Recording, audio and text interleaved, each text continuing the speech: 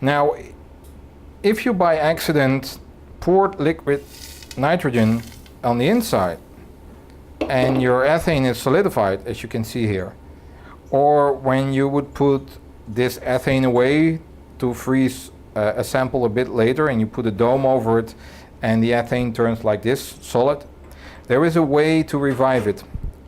Also, after you have plunge frozen 4 or 8 times in the same ethane when the layer is going down, there is a way to prepare a new batch of ethane without having to make this whole procedure again.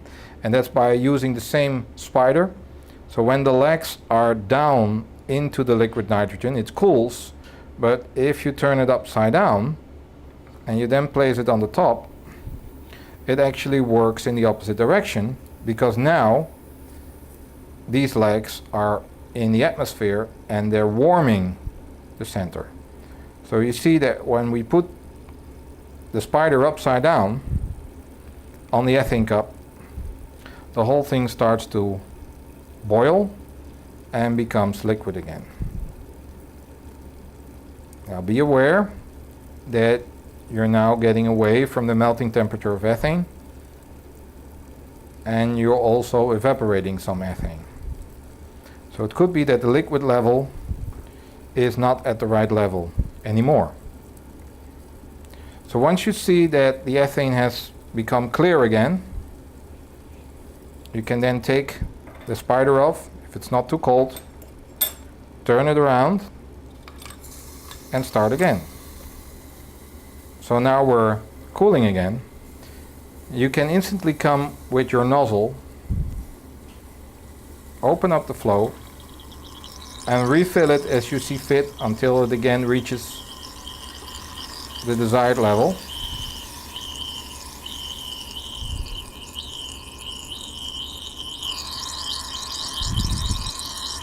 So we're again looking for these bubbles to reach the edge of the spider, which is about now.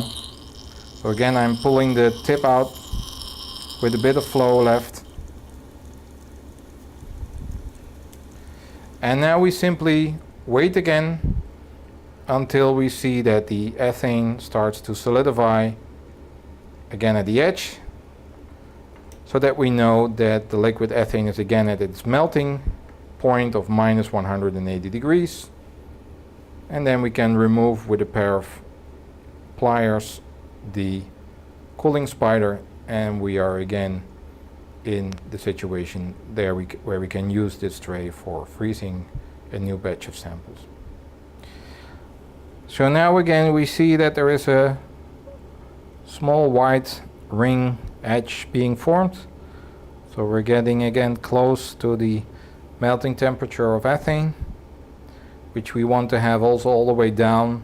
So I normally look at the bottom of the brass ring and look when it becomes white or dullish white, which is basically happening now. So if you wait too long here, you get again solid ethane, but that's not a problem. You simply turn the spider around and revive the ethane as shown.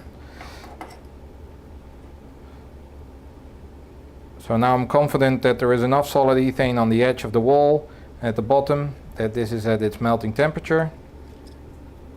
So I'll take the pliers and I can also kind of break it off. And we again have ethane ready to freeze. You can now put a storage box